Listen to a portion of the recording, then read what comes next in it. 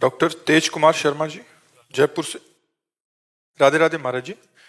महाराज जी, मैं खुद एक कॉरपोरेट जी महाराज जी मैं खुद एक कॉरपोरेट हॉस्पिटल में सीईओ हूँ महाराज जी। बट मेरे को एक थोड़ा सा एक डाउट है महाराज जी। बच्चे अध्यात्म में अच्छा कर रहे हैं, कभी लगता है उन्हें इसी ओर जाना चाहिए, फिर कभी असुरक्षा होने लगती है। बेटी अध्यात्म गायन करती है पर आगे नहीं बढ़ पाती। पूरा परिवार कोई आगे का आध्यात्मिक रास्ता नहीं खोज पा रहा। अध्यात्म को, कॉर्पोरेट लाइफ को और बच्चों का भविष्य कैसे सुनिश्चित करें? आज हम स्कूल के बच्चे खड़े थे तो बच्चों को दुलार करते हैं। जैसे स्कूल के बच्चे आए ना, एक शब्दावली जरूर बोलते हैं उनसे। जैसे छोटे बच्चे कुछ उपदेश करते हैं, 2 लाइन बोला था, उसी में पूरा अध्यात्म है। छोटे बच्चों को या विद्यार्थियों को सबसे पहले ब्रह्मचर्य पर दृष्टि देनी चाहिए। सबसे पहले अगर ब्रह्मचर्य सुरक्षित है तो स्मृति, शरीर बल, सब बल जागृत हो जाएंगे। ब्रह्मचर्य पर अपने बच्चों को शिक्षा देनी चाहिए, बिल्कुल मित्रवत बैठाल कर उनको शिक्षा। बच्चों को कहा कि तुम अपने ब्रह्मचर्य पर ध्यान देना। जो बच्चा तुम्हें गंदी बात सिखाए वो तुम्हारे लिए बहुत दुश्मन की तरीके। ऐसे बच्चों का संग न करना, कोई गंदी बात मोबाइल से न देखना। और नाम जप के लिए हम उनसे कहा, अगर 10 मिनट राधा राधा बोलोगे, 10 मिनट, तो तुम देख लेना तुम्हारी पढ़ाई में उन्नति होने लगेगी। थोड़े शब्दों से बोल। तो अध्यात्म को समझने के लिए पहले नींव डालो बच्चों में। कोई, हमने उनसे कहा बड़े होकर कोई नशा मत करना, छोटे छोटे बच्चे, कोई नशा मत करना, ये गंदी बातें जो गर्लफ्रेंड बॉयफ्रेंड, ये सब नहीं, ये नहीं। ये व्यभिचार प्रवृत्ति जो छोटे बच्चों में आ गई, ये बहुत हानिकारक है। तो अध्यात्म के लिए नाम जप अत्यंत अनिवार्य है। तो जैसे उनका पढ़ना भी अध्यात्म में अनिवार्य है। जो आधुनिक पढ़ाई है, ये अगर हम काखा गाघा ना पढ़े होते तो हम शास्त्र की बातें न सुना सकते थे। प्रणाम है उन गुरुदेव के जिन्होंने काखा गाघा सिखाया, जिन्होंने बड़ा की मात्रा, छोटी की मात्रा, ये सब सिखाया ना। आज वही काम आया ना शास्त्रों के। तो आधुनिक पढ़ाई व्यर्थ नहीं है, आधुनिक पढ़ाई जरूरी है।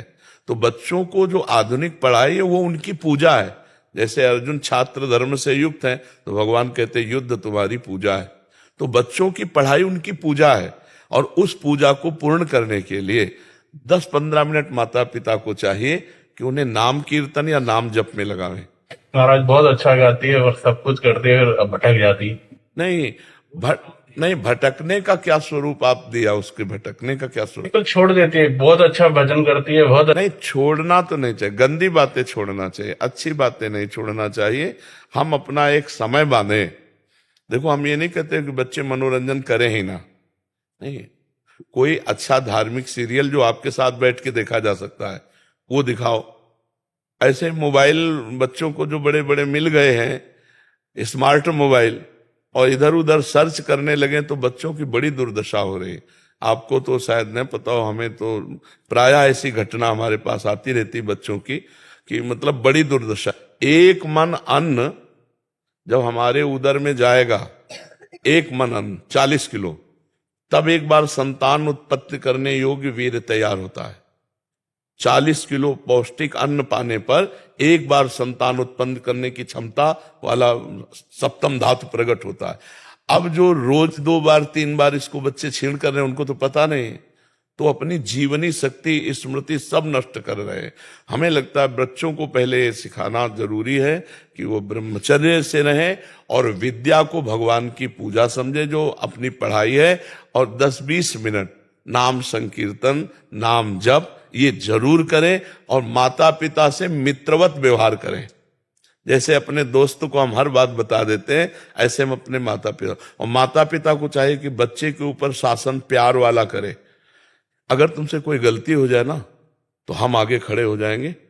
गलती करना मत, अगर गलती हो जाए तो तुम डरना मत, मुझे जरूर बता देना, मैं तुम्हें बचा लूंगा।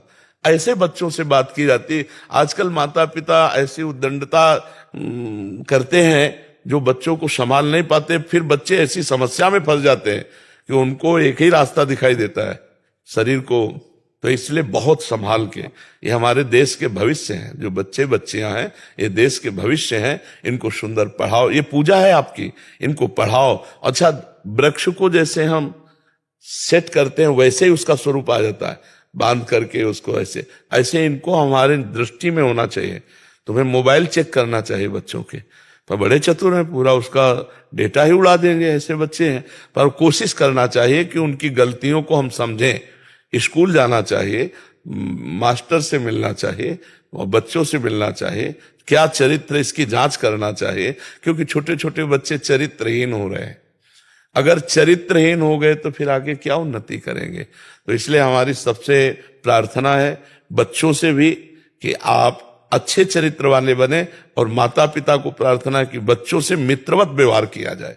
समय का होता है ना, अब बच्चे इतने प्रवीण नहीं कि आपकी डांट को वो प्यार समझे, तो अब वो काट थोड़ी डालेंगे, वो तो उनका एक प्यार है जो एक शासन कर रहा है। लेकिन बच्चे इस बात से भयभीत हो जाते हैं, अगर पापा ये बात जान गए, मम्मी ये बात जान गई, अब वो अंदर ही अंदर घुटता रहता है और उसको कई तरह से टॉर्चर होता है दिमाग का बच्चों के साथ।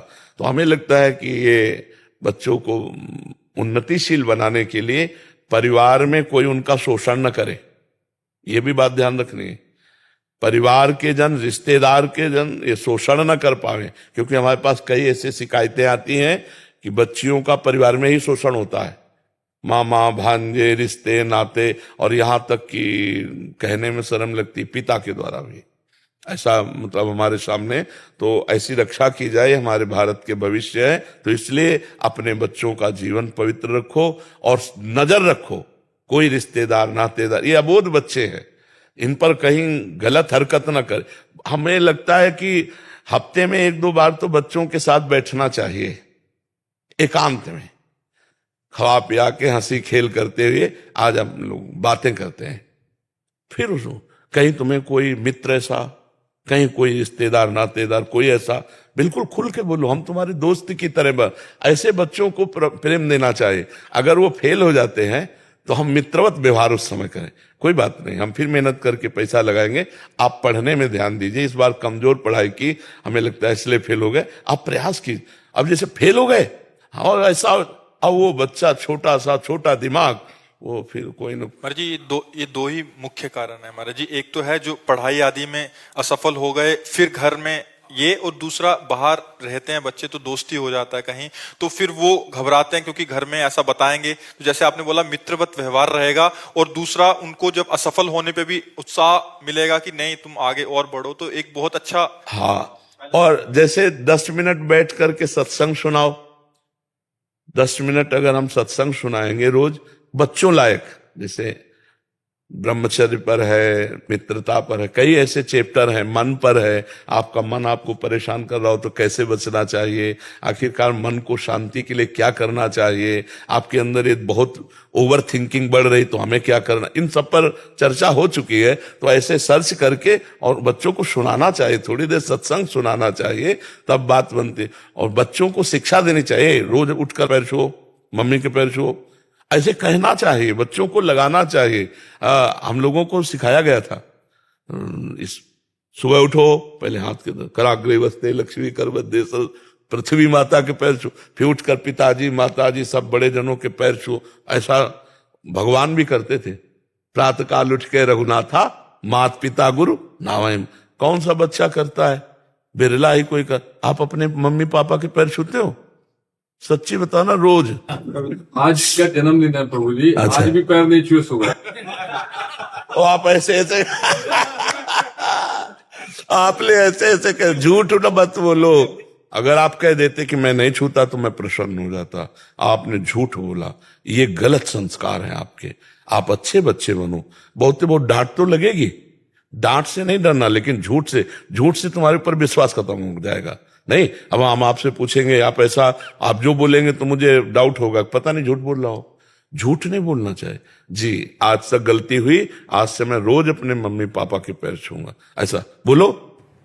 रोज अपने मम्मी पापा के पैर छूंगा। हाँ, बहुत सुंदर, इससे बहुत अच्छे आशीर्वाद मिलते हैं मम्मी पापा के।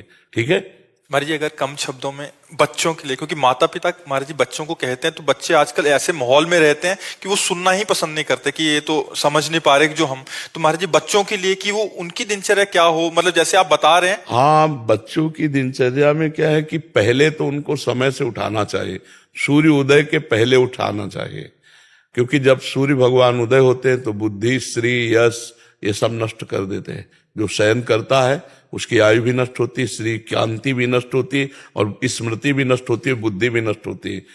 सुबह जब उठ करके सूर्य भगवान को नमस्कार किया जाता है और गायत्री मंत्र उच्चारण किया जाता है, तो उसमें यही है कि मेरी बुद्धि को सत्य की तरफ प्रचोदयात, प्रेरित करो। जो तो भगवान सूर्य ज्ञान के दाता हैं। अगर बच्चा सूर्य उदय के पहले उठे, फिर तो उसके लिए माता पिता को उठना पड़ेगा महाराज जी। हाँ, पर आज की दिनचर्या है 2-3 बजे सोना और 11 बजे उठना, तो अब हमारा तो कोई मेल ही जोल नहीं पाता है। हमारा तो 11 तो कम में 2 बजे उठते हैं दिन में। हाँ, दिन में। तो बताओ 2 बजे नहीं, 2 बजे रात्रि के उठते तो हमारे से मिल जाती बात की, और 2 बजे रोड में आ जाते। अब कैसे हम दिनचर्या बताएं जब प्रातः की दिनचर्या ही नहीं बन पाएगी। हाँ, तो जैसे अब ये दिनचर्या करके और बच्चों को तांबे के पात्र में रखा हुआ जल अगर पिलाया जाए, वज्रासन में बैठकर पिए, थोड़ा टहलो, सौंच जाओ, स्नान करो, 10 मिनट व्यायाम करो और इसके बाद अपनी पढ़ाई पे लगो। तांबे के जो पात्र में रात भर जल रखा रहा है उसमें पावर होता है, बौद्धिक शक्ति और पेट साफ करने का पवित्र जल होता है। अगर उसको गर्म कर लेते हैं तो पेट के लिए और लाभदायक होगा। थोड़ा हम गर्म करके उस जल को लेकर शौच करके, स्नान करके व्यायाम करें, और व्यायाम करके पढ़ाई करें, और हम उस पढ़ाई के समय ये भाव करें ये हमारे भगवान की पूजा है। क्योंकि बच्चों को ज्यादा पूजा पाठ में, पढ़ाई में लगाओ, पढ़ाई करें, और इसके बाद जब बाल भोग पाने का समय तो 10 मिनट राधा नाम कीर्तन करो और वो बाल भोग पाओ। 10 मिनट नाम के बाल भोग, और फिर अपने स्कूल जाओ। मोबाइल आदि दे तो उनकी सावधानी रखे, और शाम के शयन करते समय बच्चे को चाहिए 10 मिनट भगवान नाम स्मरण करते हुए ये देखे कि हमसे आज कौन सी गलती हुई, और वो उस गलती को बार बार सोचे कि आगे से गलती नहीं होगी। अगर वो नहीं समझ में आ रहा तो अपनी गलती माता पिता से बतावे, तो माता पिता उसको समझावे। पर बात यहाँ यही फंसती है कि माता पिता नहीं सुधार पे चल रहे, नहीं भजन कर रहे, ना अध्यात्म को समझ रहे, ना दिनचर्या। अब जैसे बच्चा है और वो गर्भ में है और फिर सहवास करते हैं, फिर मैथुन करते हैं, तो उस बच्चे के ऊपर ऐसे काम के संस्कार जागृत होंगे कि वो जन्मई से कामांध होगा, आप ये समझ लो। और उसके ऊपर बहुत खूब प्रभाव पड़ता है। जिस दिन से गर्भ हो जाए उस दिन से माता पिता को ब्रह्मचर्य रहना। कौन माता पिता ब्रह्मचारी रहने? मतलब गर्भ की जो संस्कार प्रवृत्तियां हैं वो देने के लिए पहला लक्षण होता है। जब उस दिन माता को पता चल गया अब गर्भ हो गया तो अब सहवास बंद, जब तक बालक का प्रादुर्भाव नहीं होगा, और फिर शब्द तो उस तब तक ब्रह्मचर्य। अब इतनी क्षमता माता पिता में रह नहीं गई। माता पिता भागवतिक चिंतन करें, भागवतिक पवित्र भोजन बनाएं, भगवान को भोग लगाए, बच्चों को पवाएं, तो उनसे उनकी बुद्धि शुद्ध हो। अब ये सब होता होगा किन्हीं किन्हीं घरों में, लेकिन सब घरों में तो ऐसा नहीं होता होगा। पर ये जो प्रथा चली 11 बजे 12 बजे 1 बजे तक सोने की दिन की, ये बिल्कुल बुद्धि को भ्रष्ट कर देगी। सूर्य भगवान के उदय होते जो आदर नहीं करता भगवान सूर्य का, तो कम से कम उठ जाए, इतना आदर कर ले कि सैया छोड़ दे। मान लो ना अर्घ दे ना संध्या करे, उसकी बुद्धि नहीं काम कर रही, पर इतना तो कर दे। अब बताओ जब आप कहते हो कि 2-2 बजे दिन तक लोग सोते हैं। हाँ, एक यहाँ भगत जी आए थे, उन्होंने कहा 11 बजे के पहले तो मिल ही नहीं सकते, क्योंकि 11 बजे तो हम सो के उठते हैं, और यहाँ 11 बजे हमारी सारी दिनचर्या समाप्त हो जाती है 12 बजे रात्र से। और सबसे बड़ी बच्चों के लिए दिनचर्या ये है कि वो कभी भी गंदे बच्चों का संग ना करें, मोबाइल से गंदी बातें ना देखें, गंदी कोई क्रिया ना करें, तो लड़कते पड़कते वो भगवान की तरफ, अध्यात्म की तरफ चल सकते हैं। लेकिन गंदे आचरण करेंगे फिर